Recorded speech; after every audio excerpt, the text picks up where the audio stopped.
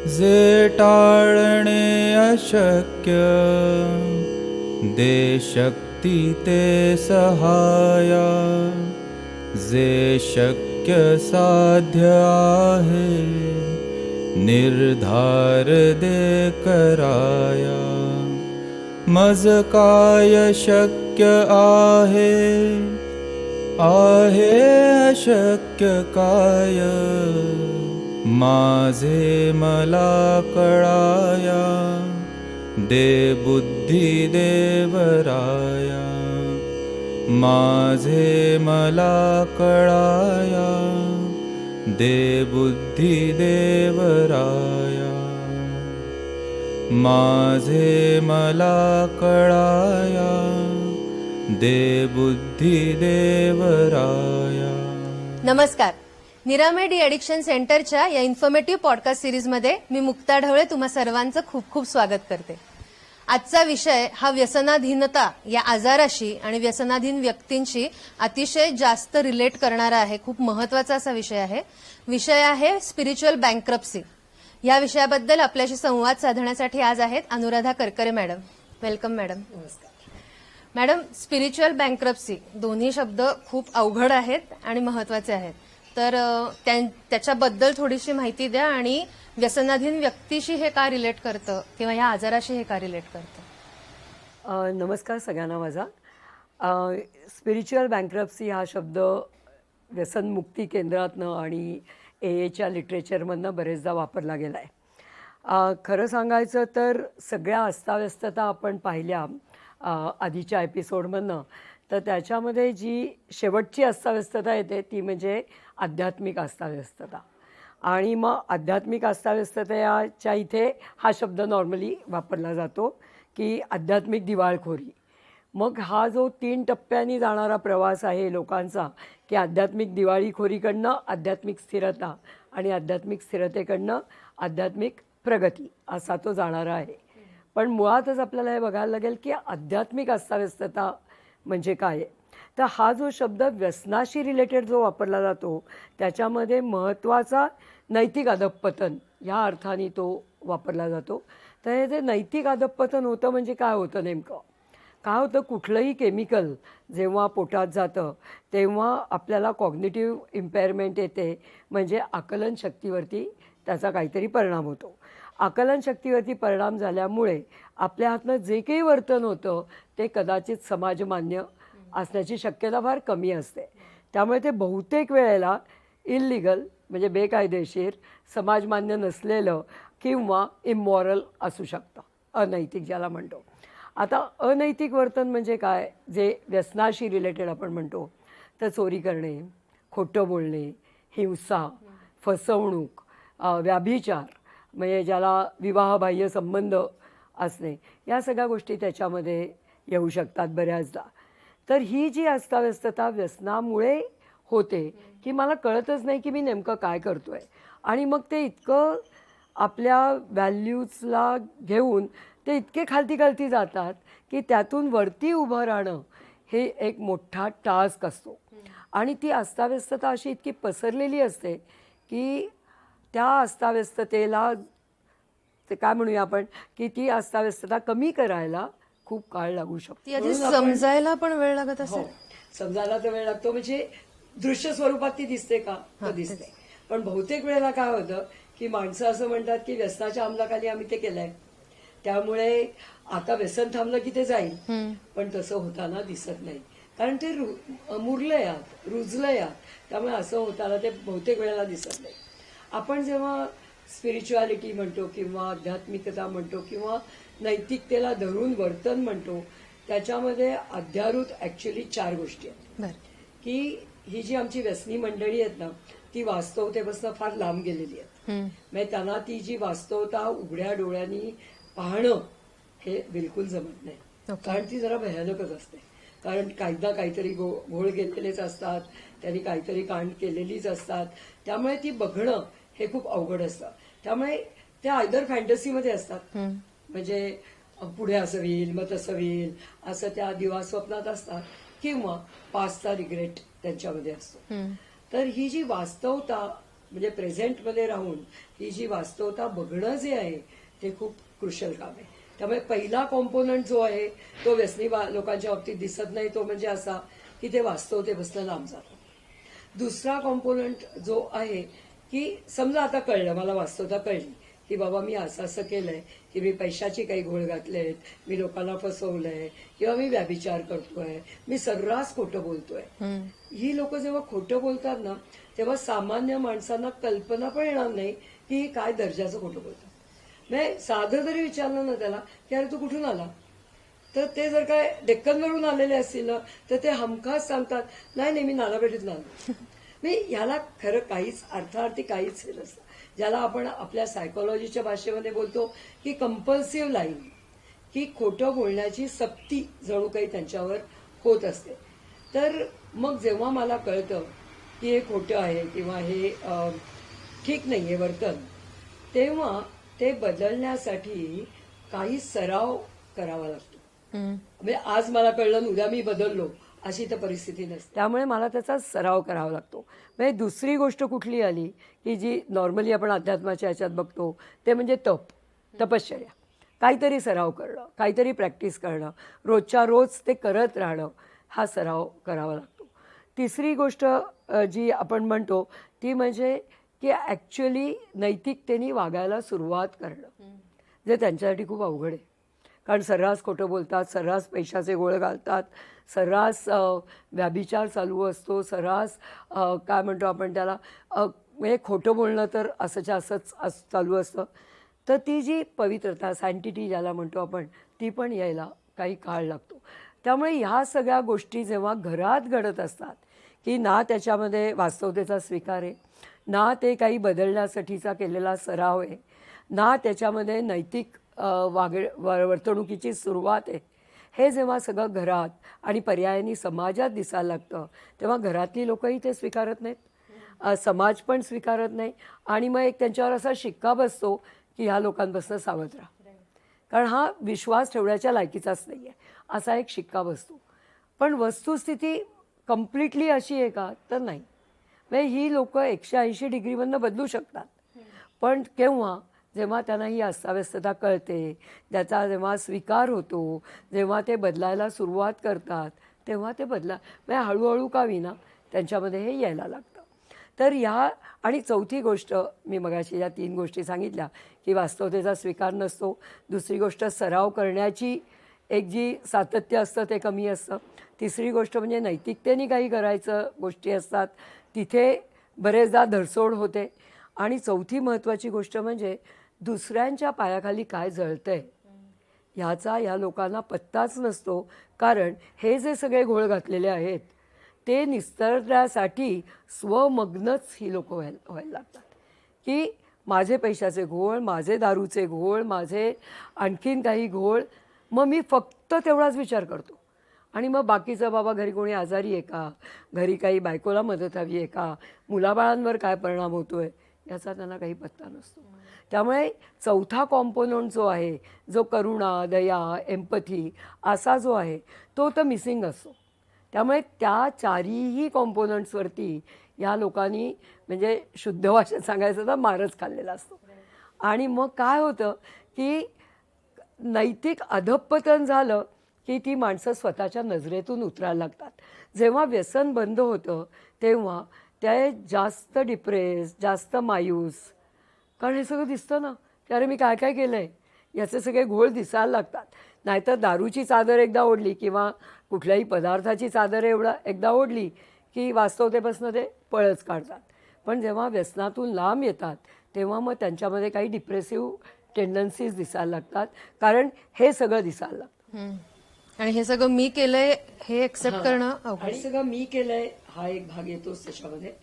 आणि दुसरी गोष्ट म्हणजे अरे बापरे हे सगळं मी कसं काय केलं, म्हणजे मी इतका खालच्या थराला कसा गेलो, माझे वडील तर अमुक अमुक होते, माझी आई तर तमुक तमुक होती, माझा भाऊ चांगला आहे, माझी बहिणी चांगल्या आहेत, आणि मी असा कसा काय. आणि त्याचं वैषम्य, त्याचं अपराधीपण या माणसांमध्ये खूप येतं. आणि मग त्या अपराधीपण ते योग्य प्रमाणात येऊन त्याच्यावरती मात करून ही लोक पुढे पण येऊ शकतात डेफिनेटली, पण त्याच्यासाठी काही वेळ द्यायला लागतो.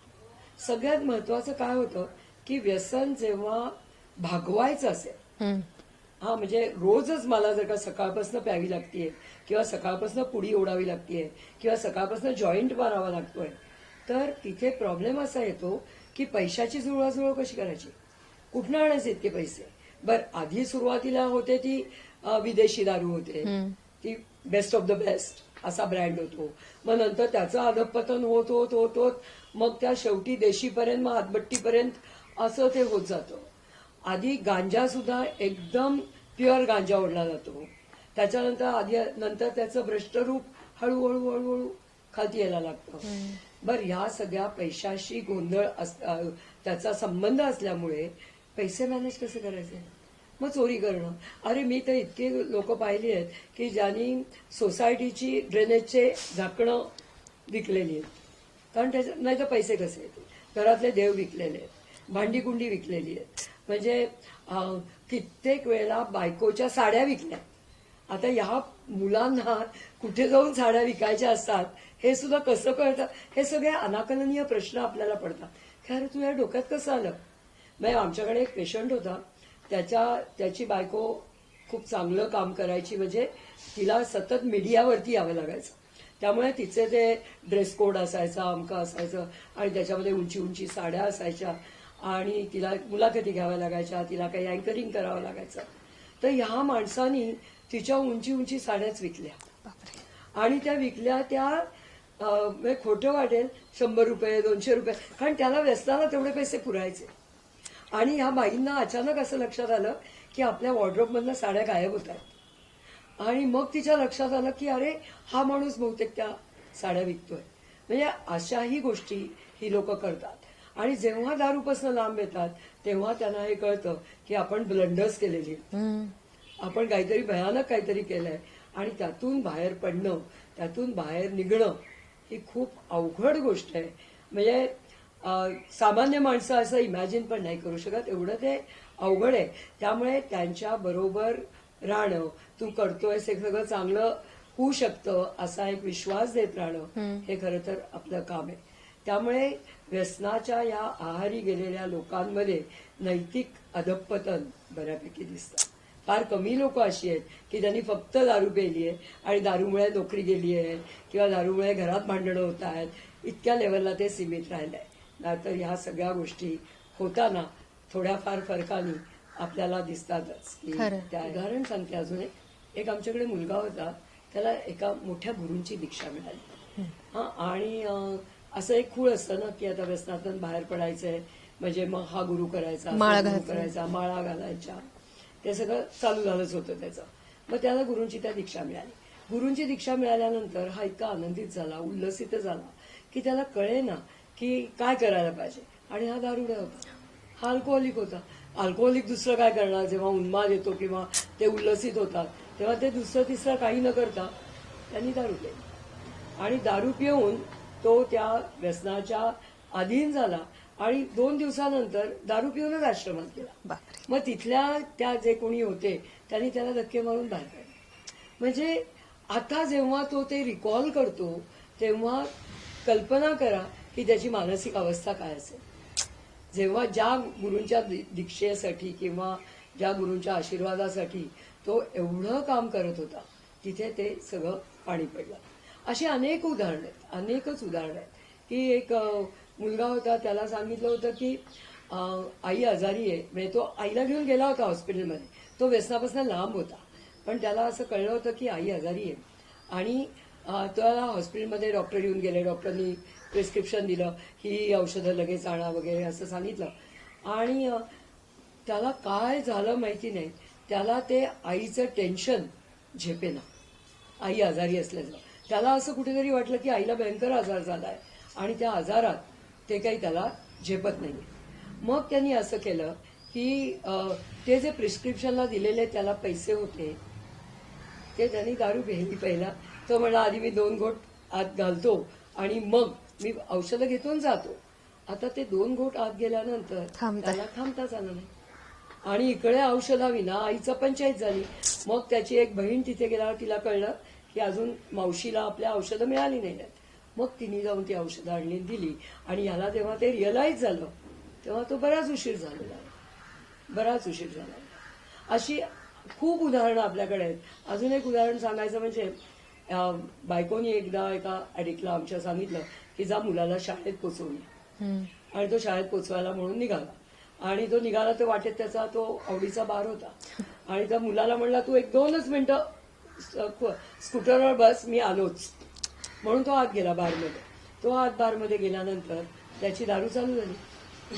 दारू चालू झाल्यानंतर बारमधनं बाहेर कशाला तो येतोय, तो मुलगा स्कूटरवर बाहेर बसलेला आणि तिकडनं त्याची शेजारी चालली होती. ती म्हणली हा इथे काय करतोय. बापरे. आणि मग ती शेजारीनी त्याला विचारलं अरे तू कुठे काय करतोय. तो म्हणतो बाबा मला सोडणार आहे शाळेला. आणि त्यावेळी शाळेची वेळ केव्हाच टळून गेली होती. मग त्या शेजारीला लक्षात आलं याचे वडील काही ठीक नाहीयेत आत्ता. तिने त्याला घरी घेतलं, घरी पोचवलं, आईला फोन केला, आई नोकरीवरनं घरी आली. आणि हा संध्याकाळी त्याला रिअलाइज झालं की अरे आपल्याला मुलाला शाळेत पोचवायचं होतं. बापरे. आणि ह्या सगळ्या हे असे किस्से तर आमच्याकडे बरेचच आहेत. पण ही काही उदाहरणादाखल मी सांगते. पण हे आध्यात्मिक अवनती ज्याला म्हणतो, नैतिक अधःपतन असं म्हणतो, ते हे इथे या अल्कोहोलिक्समध्ये अल्कोहोलिक्स काय कुठल्याही व्यसनी माणसामध्ये खूप दिसतं. एक ॲडिक्ट होता आमच्याकडे. तर तो जेव्हा व्यसन करायचा तेव्हा त्यांनी एक किस्सा सांगितला होता आम्हाला. तो आमच्याकडे ट्रीटमेंट घ्यायला आला. त्याच्या आधी तो म्हणला की मॅडम हे जे इमॉरल बिहेवियर आहे ना माझं, हे जे अनैतिक बिहेवियर आहे ना माझं, ते असं दिसतं म्हणला. त्यावेळी मला त्या क्षणी मला असं वाटलं की बस आता याच्या पलीकडे मी खालती नाही जाऊ शकत. तर तो गोव्याला गेला होता. गोव्याला गेला, अर्थातच पैसे सगळे संपले. कसे बसे बसचे पैसे गोळा करून तो त्या बसच्या इथे आला. आणि मग टॉयलेटला जाऊन यायचं म्हणून टॉयलेटमध्ये गेला. त्या बस स्टँडवरच्या टॉयलेट्स आपल्याला सगळ्यांनाच माहिती आहेत की काय त्या दर्जाचे असतात. ते इंडियन टॉयलेट होतं. आणि तो त्या टॉयलेटमध्ये बसला आणि म्हणला आता बसमध्ये बसायचंच आहे तर मी एक शॉट मारतो. आणि तो ब्राऊन शुगरवाला होता. तर शॉट मारतो आणि हात लटलटतच होता. त्यांनी शॉट मारायला ते इंजेक्ट करायला घेतलं. ते सिरिंज त्या टॉयलेटमध्ये पडलं. ते टॉयलेटमध्ये पडलेलं सिरिंज त्यांनी तसंच्या तसं उचललं आणि त्यांनी तो शॉट मारला. आणि शॉट मारला तर तो प्रवास करून आला. दुसऱ्या दिवशी त्याला अर्थातच हॉस्पिटलमध्ये ऍडमिटच केलं कारण तो बेशुद्ध अवस्थेत होता. आणि त्याच्यानंतर तो आमच्याकडे ट्रीटमेंटला आला. तेव्हा तो ते हे सांगतो की याच्यापेक्षा खालती नाही मी जाऊ शकत. आणि हे नैतिक अधःपतन जे आहे की पब्लिक टॉयलेटमध्ये बसून शॉट मारणं, हे त्याच्यासारख्या एलिट क्लासमधल्या मुलासाठी हे भयंकर होतं. ब्राऊन शुगर घेणाऱ्या माणसानी लोकल टॉयलेटमधलं ते इंजेक्ट ब्राऊन शुगर अंमल होताच ना, म्हणून तर तो लोकल टॉयलेटमध्ये बसू शकला. अदरवाईज कोण ले पर्सन कसे काय बसू शकते. तर ते टॉयलेटमध्ये बसणं हे त्याच्यासाठी खूपच मोठा ट्रॉमॅटिक होतं. आणि मग तो जेव्हा हॉस्पिटलमधनं शुद्धीवर आला तेव्हा त्याला ते सगळं रिकॉल झालं. खूप वेळेला हे रिकॉल पण होत नाही बरं का. खूप वेळेला असं ब्लॅकआउटमध्ये पण जातात की मी काय केलं, मी कुठे होतो, असं पण होतं. आणि ते समजलं नाही की मी काल रात्री काय केलं, मी दारूच्या नशेत किंवा ब्राऊन शुगरच्या नशेत, गांजाच्या नशेत मी काय केलं हे पण कळत नाही. आणखी एक सगळ्यात भीतीदायक गोष्ट, जेव्हा HIV लागण होत होती आणि जेव्हा HIV प्रादुर्भाव जेव्हा आपल्या सगळ्या सोसायटीवर बऱ्यापैकी होता, तेव्हा हे ज्या ऍडिक्ट्स लोक जी होती, जे विवाह बाह्य संबंध ठेवायचे आणि मग कुठे जायचे, कोणाबरोबर असायचे, काही पत्ता नाही. मग दुसऱ्या तिसऱ्या दिवशी त्यांना मी कुठे होतो, मी काय केलं. आणि आता तो जो काही डोक्याचा भुगा व्हायला लागतो तो आपल्या समजण्याच्या पलीकडे असतो. साहजिक. आणि या सगळ्यातनं त्यांना बाहेर काढणं हे खूप मोठं जोखमीचं आणि चॅलेंजचं काम होतं. आणि तू जे मगाशी म्हणत होतीस की घरच्या लोकांसाठी हा केवढा मोठा ट्रॉमा आहे, तर माझं असं म्हणणं आहे की घरची लोक नाही घेऊ शकत हे काही. हे इतकं अनैतिक अधःपतन ते नाही घेऊ शकत. त्याच्यातली हिंसेविषयी तर काय बोलायचं, म्हणजे भावनिक हिंसा तर या लोकांनी केलेलीच आहे. ती कळत पण नसेल. कळतही नाही. ती जी व्यक्ती त्यातनं जाते त्याच व्यक्तीला ती कळते. शारीरिक हिंसा या लोकांनी केली आहे. भावनिक हिंसा, शारीरिक हिंसा, मानसिक हिंसा खूपच झालेल्या आहे. पण परत एकदा असं वाटतं की घरातलाच माणूस आहे, तो आपल्याशिवाय कुठे जाईल, किंवा आपण नाही त्याला समजावून घ्यायचं तर कोणी घ्यायचं, या सगळ्या, किंवा आपल्याकडे एक सहिष्णुता असते बरेचदा, त्यामुळे त्या सहिष्णुतेचा भाग म्हणूनही ती लोक परत परत त्यांना संधी देत राहतात. पण ते घेणं हे खूप अवघड गोष्ट होऊन जाते. साहजिक आहे. म्हणजे फॅमिलीचा जो आपण एपिसोड केला होता त्याच्यामध्ये हा जो प्रश्न आला ना की किती काळ सहन करू, तर तो आत्ता कळतोय की तो ट्रॉमा नक्की काय असू शकतो. आणि कसं आहे, एक खड्डा खणलाय तो बुजवण्यासाठी दुसरा खणला जातो, तो बुजवण्यासाठी तिसरा, म्हणजे ते स्वतःच खड्डे इतके निर्माण करतायत की ते नंतर शुद्धीत आल्यानंतर ते घेणं शक्य नाही. म्हणजे गिल्ट ट्रिप वरती केवढे जात असतील. तर या लोकांना सिस्टमॅटिकली प्रॉब्लेम सॉल्व्हिंग हे तर त्यांना जमतच नाही. म्हणजे मी तुझ्याकडनं पैसे घेतलेत ना, तर मी तिसऱ्याकडनं पैसे घेऊन तुला देईन, पण मी तुला असं नाही सांगणार की तू एक मला 6 महिने दे, मी काम करीन आणि मी तुझे थोडे थोडे पैसे द्यायला लागेल, असं नाही ते करणार. ते तिसऱ्याकडनं घेणार, मग तुझे देणार, मग तिसऱ्याचे द्यायच्या ऐवजी चौथ्याकडनं घेणार, मग त्याचे देणार. हे अशीच चेन त्यांची चालू राहते. त्यामुळे अनेक लोक त्यांच्या भोवती असे असतात की जे त्यांना घाबरतातच. ते म्हणतात बापरे, याच्याशी ना कुठला व्यवहार केलेला बरा, ना याच्या फार संबंधात आलेला बरं. साहजिक आहे. त्यामुळे मग ते आयसोलेशन पण यायलाच लागतं. बाहेरच्या लोकांना कदाचित संबंध तोडणं सोपं असेल, पण फॅमिलीला ते घेणं फारच अवघड आहे. आणि मॅडम, आता आपण हे जे सगळं काही बोललो त्याच्यामध्ये अध्यात्मामध्ये देव असा कुठेही खरं तर संबंध आलेला नाहीये. तर म्हणजे कारण कशाचीच भीती नाही असं म्हणायला हरकत नाही ना, देवाची पण भीती वाटत नाही. देवाची वगैरे तर नक्कीच नाही वाटत भीती. ती वाटली असती तर ते त्यांनी थांबले असते. नाही, देव विकले म्हणलं तू. नाही, अध्यात्म म्हणजे कर्मकांड, अध्यात्म म्हणजे देवपूजा, अध्यात्म म्हणजे रोज उठून देवळात जा, असा अर्थ नाहीच आहे त्याचा. अध्यात्माचे काही पैलू आहेत, पण त्या तत्पूर्वी मला असं सांगायचंय की ही जी लोक आध्यात्मिक अवनती म्हणतात, तर तो हा अध्यात्म शब्द खूप मोठा आहे. इथे त्यांना नैतिक अधपतन असंच अभिप्रेत आहे. मग अध्यात्माची सुरुवात, अध्यात्माचं हा सगळा वेगळा भाग आहे आणि त्यांनी त्या पाथवर जायला पाहिजे. कारण तो जो पाथ आहे तो रोजच्या दैनंदिन जीवनातला आहे. म्हणजे अध्यात्म करायचं म्हणजे कुठेतरी वनात जाऊन बसायचं किंवा काहीतरी एखाद्या ऋषींच्या आश्रमात जायचं असा भाग नाहीये. माझ्या दैनंदिन जीवनामध्ये जास्तीत जास्त चांगलं वागणं, जास्तीत जास्त चांगलं राहणं म्हणजे अध्यात्म. त्याला आपण 3 प्रकारात ते मोडतं की माझ्यावरती नियंत्रण आहे का, म्हणजे माझ्या विचारांवर माझं नियंत्रण आहे का, माझ्या भावनांवर नियंत्रण आहे का, आणि माझ्या वर्तनावर नियंत्रण आहे का. आणि जेव्हा ते नियंत्रण असतं तेव्हा मी कुठल्याही अशा गोष्टी करत नाही ज्या माझ्या हिताच्या नाहीत आणि समाजाच्या पण हिताच्या नाहीत. त्यामुळे आपण जे कायम असं म्हणतो स्वहित जपा आणि परहित जाणा, त्यातला तो भाग या सेल्फ कंट्रोलमध्ये, स्वनियंत्रणामध्ये खूप येतो की मी माझंही हित जपतो, तसंच मी समाजाचं पण जपतो.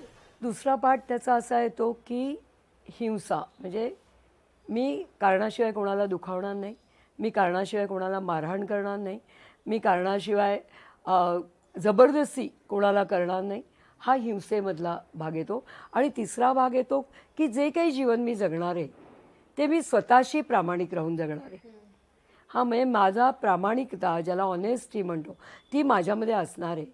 ह्या 3 मुद्द्यांकडे त्यांना हळूहळू आपल्याला आणावं लागतं आणि मग ते आध्यात्मिक रस्त्यावरती आहेत, त्या दिशेला आहेत असं आपल्याला म्हणता येईल. मग ती आध्यात्मिक प्रगती किंवा स्थिरता या सगळ्या पुढच्या गोष्टी येतात. त्याचे आपण नंतर त्याचे पैलू आपण बघूच या. पण साधारणतः ह्या वाटेनी असे जातात ते लोक. नाहीतर नॉर्मली व्यसनाच्या बाबतीत म्हटलं गेलं तर ते नैतिक अधःपतन, याला ते आध्यात्मिक दिवाळखोरी असं म्हणतात बरेचदा. ओके.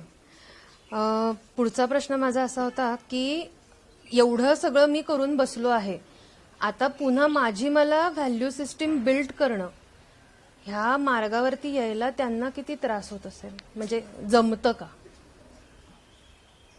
नक्कीच जमतं. मदतीची गरज असते त्यांना. म्हणजे ते आता एकदा असे आहेत तर असेच राहतील किंवा काही अर्थ नाहीये त्यांच्यात, किंवा आता हे सगळे गये गुजरे लोक आहेत असं मी नक्की नाही म्हणणार. म्हणजे सॉरी, का? कारण बाहेरच्यांकडनं त्यांना ते ब्लेम केलं जातं की तू हे सगळं केलंयस आणि तू असाच आहेस. सो त्यांनी तो self control, self esteem low जात असेल तर उभं राहायला जातोच ना, लो जातोच. पण परत मी सांगते की मला त्यांना गयगुजरं नाही म्हणावंसं वाटत. एक तर ते म्हणावंसं वाटत नाही म्हणून तर मी त्यांच्याबरोबर काम करू शकते. जर का असं म्हणावंसं वाटलं तर त्यांच्याबरोबर काम करणं अवघड गेलं असतं. त्यामुळे काय आहे, यांच्यात सुधारणा होते का? तर नक्की होते. त्याला मदतीची गरज आहे का? तर नक्की मदतीची गरज आहे. मग त्याला आपण काय द्यायला पाहिजे की आध्यात्मिक स्थिरता येण्यासाठी किंवा आध्यात्मिक दिशेने पुढे जाण्यासाठी आपण त्यांना काय द्यायला हवं? तर मला असं वाटतं की 7 गोष्टी अशा आहेत की ज्या आपण त्यांना देऊ शकतो. त्यातला पहिली गोष्ट अशी आहे की तो स्वतःला ओळखतोय का हा माणूस? हां, म्हणजे त्याला अवेअरनेस आहे का की मी कोण आहे, माझ्यामध्ये काय कमतरता आहेत, माझ्यामधली ताकद काय आहे, मला नेमकी भीती कशाची वाटते, मला थ्रेट कशाच्या आहेत, मी अमुक एका प्रसंगात भावनिकदृष्ट्या कसा आहे, मी अमुक एका गोष्टींनी किती चिडू शकतो, किती रागावू शकतो, माझा भावनिक तीव्रता माझ्या किती आहेत, या सगळ्याची ओळख स्वतः करून घेणं हा सगळ्यात पहिला धडा आहे. की स्वतःला ओळख राजा, की तू कोण आहेस, तू कसा आहेस, तू जे काही केलं आहेस ते केलं आहेस, पण इथून पुढे तू स्वतःला जर का ओळखलंस तर तुला काय करायचं नाही हे नक्की कळेल आणि मग आपोआप काय करायचं ते समजायला लागेल. अशा पद्धतीने पहिला कॉम्पोनंट येतो तो स्वतःची ओळख, सेल्फ अवेअरनेस असा येतो. दुसरा कॉम्पोनंट असा येतो की जे काही घडलं आहे त्यांच्या आयुष्यात, म्हणजे अवनती झाली आहे, काय गोंधळ झालेत, रिलेशनशिप गेल्या आहेत, हे जे काही घडलं आहे त्यांच्या आयुष्यात त्याच्या पलीकडे जाऊन एक माणूस म्हणून तू स्वतःला बघू शकतोस का? हे अवघड आहे. म्हणजे जितकं मी आत्ता बोलताना सोपं करते तितकं ते अवघड आहे. पण त्यांना नाहीतर ते गिल्टमध्ये राहून त्यांचं काय होईल मग असं होऊ शकतं. तर आपल्याला ते त्याच्या पलीकडे नेणं त्यांना की हो झालं आहे पण आपण यातनं बाहेर पण येऊ शकतो. तर ह्याच्या पलीकडे येऊन तू जर का एक माणूस म्हणून स्वतःचा दिनक्रम आखलास तर तू ते करू शकतोस असंही आपण त्यांना सांगू शकतो. तिसरी गोष्ट अशी आहे की आयुष्य जर का जगायचंच आहे तुला तर त्या आयुष्याला काही पर्पज आहे का तुला हेतू आहे का? काही गोष्टी अशा समोर आहेत का तुझ्या की ते बघून तू आयुष्य जगशील? मग जर का त्याला घरातनं टाकलेली व्यक्ती असेल ती किंवा घरात नाही घेणार आहेत असं त्याच्या घरातली कंडिशन असेल किंवा तो एकटा असेल तर मग ते समाजकार्य असू शकतं किंवा नोकरीमधली काही प्रगती असू शकते, पुढचं शिक्षण असू शकतं किंवा ते जर का फॅमिलीमध्ये असतील तर मुलांची शिक्षणं, मुलांचे पुढे करिअर किंवा आईवडिलांची सेवा असे काही गोल्स असू शकतात. तर ह्याचा एक पर्पज जो छोटा आहे आणि मोठा पण आहे की पहिला काही काळापुरता आहे मग हळूहळू अजून पुढच्या आयुष्याचा आहे असंही करत त्यांना नेता येऊ शकतं. चौथा मुद्दा मला असा सांगावा असं वाटतं, जेव्हा मी ॲडिक्ट्सबरोबर काम करते किंवा त्यांच्याकडे बघते तेव्हा असं लक्षात येतं की त्यांचा अटेन्शन स्पॅन फार कमी आहे. म्हणजे चित्त एकाग्र करण्याची त्यांची क्षमता फारच कमी आहे. पटकन विचलित होतात, पटकन डिस्ट्रॅक्ट होतात. तर त्या लोकांनी स्वतःची बैठक सुधारणं हे पण खूप महत्त्वाचं आहे की एका जागी बसून काहीतरी करणं आणि डिस्ट्रॅक्ट न होता. मग सुरुवात अगदी 10 मिनटापासून केली तरी चालेल की 10 मिनटं मी आत्ता एक काम करतो आहे तर ते काम मी पूर्ण करीन आणि मग पुढचं काम करेन. मग 10चे 15, 15चे 20, मग असं 35 मिनटापर्यंत त्यांना तो वाढवता येऊ शकतो. आणि अटेन्शन स्पॅन वाढल्यानंतर प्रॉडक्टिव्हिटी वाढेल आणि प्रॉडक्टिव्हिटी वाढल्यानंतर कॉन्फिडन्स वाढेल. मग तो आत्मविश्वास आला तर आणखीन काही कामं करणं सोपं जाईल. तर असं पण आपण करू शकतो. त्यामुळे चौथा मुद्दा पण मला असं वाटतं तर करून घेण्यासारखं आहे की त्यांचा अटेन्शन स्पॅन वाढवणं, त्यांना बसायला लावणं एका जागी. आता आम्ही काही लेक्चर्स घेतो, काही इनपुट्स घेतो, त्याच्यामध्ये सुद्धा आम्ही असं बघतो त्या 45 मिनटाच्या तासामध्ये ही लोकं इतके वेळा वॉशरूमला उठतात, इतके वेळा जांभया देतात, इतके वेळा इकडे तिकडे डिस्ट्रॅक्ट होतात. त्याला काही म्हणजे लिमिटच नाही. कित्येक वेळा आम्हाला रागवावं लागतं की अरे 45 मिनटंच बसायचं आहे, बसा ना एका जागी. पण त्यांच्या दृष्टीने ते खूप अवघड गोष्ट आहे.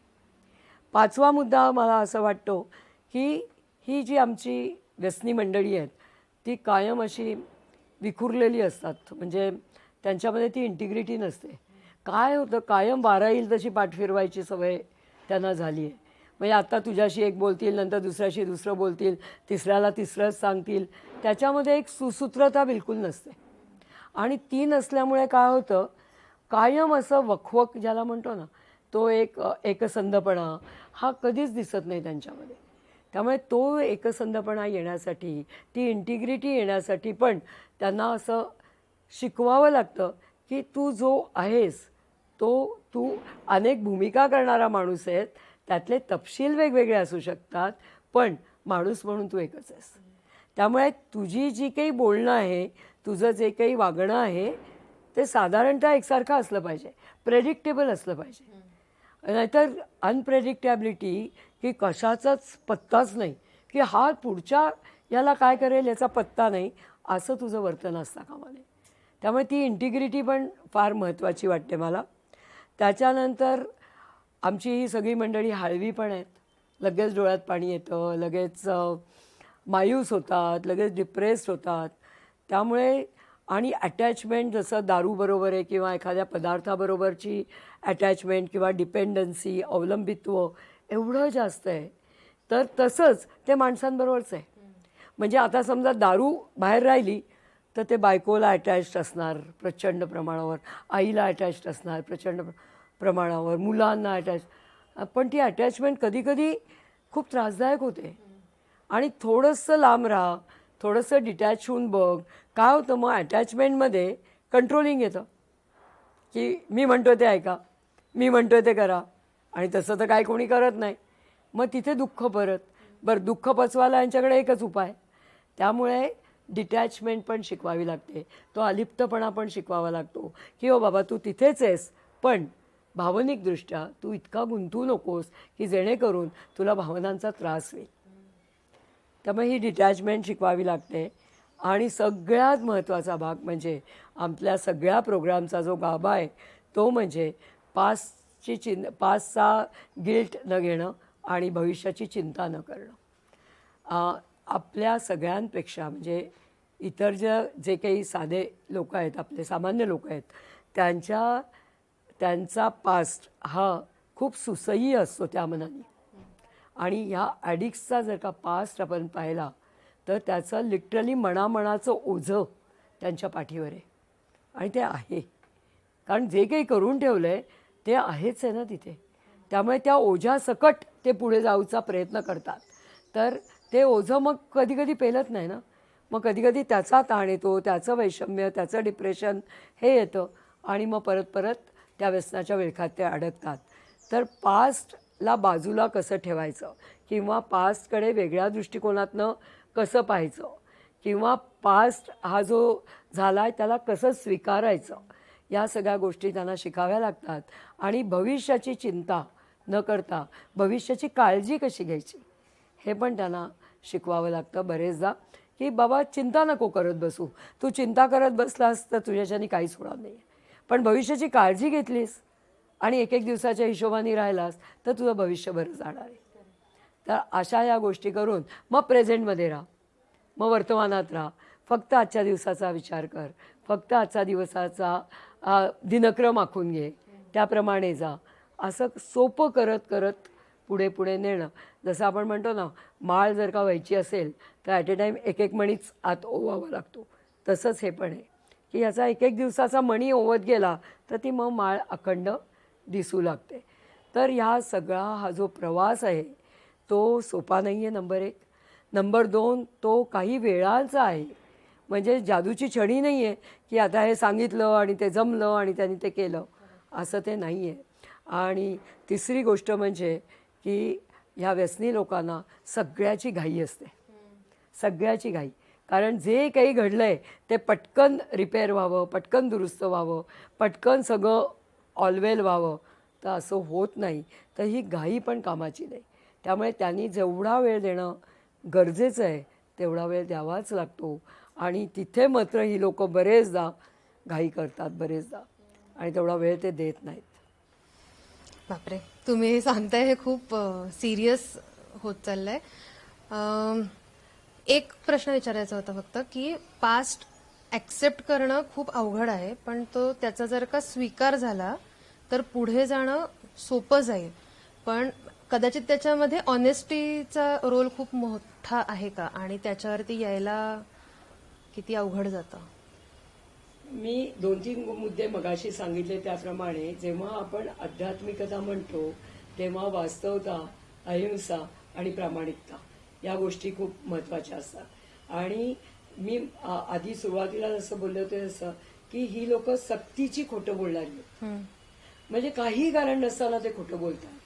तर त्यातनं बाहेर पडून कसं होतं, आधी काहीतरी केलेलं असतं, म्हणजे आधी काहीतरी कंडिशनिंग झालंय, मग ते आपल्याला अनकंडिशनिंग करावं लागतं, मग परत रिकंडिशनिंग करावं लागतं. राईट. मग या प्रोसेसमधनं त्यांना जावंच लागतं. पाचचा कुठल्याही गोष्टीचा स्वीकार झाला तर एकतर मनात शांतता येते, म्हणजे एक ती सिरिनिटी येते, प्रसन्नता येते. त्यामुळे पुढच्या गोष्टी करणं सोपं जातं. जर का तिथेच शांतता नसेल, अस्थिरता असेल, रेस्टलेसनेस असेल, अस्वस्थता असेल, तर पुढच्या गोष्टी करणं अवघड जातं.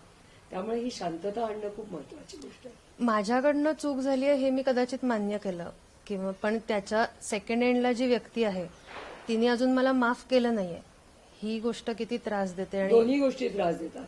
तिने माफ केलं नाही आणि ते तरी कुठे नीट वागलेत. करेक्ट. हा पण भाग आहे. पण प्रोग्राम आपल्यासाठी आहे. प्रोग्राम व्यसनी माणसांसाठी आहे. व्यसनी माणसांनी चांगलं आयुष्य जगायला त्याच्यासाठी सुरुवात करायची आहे, म्हणजे तो व्यसनापासून लांब राहील.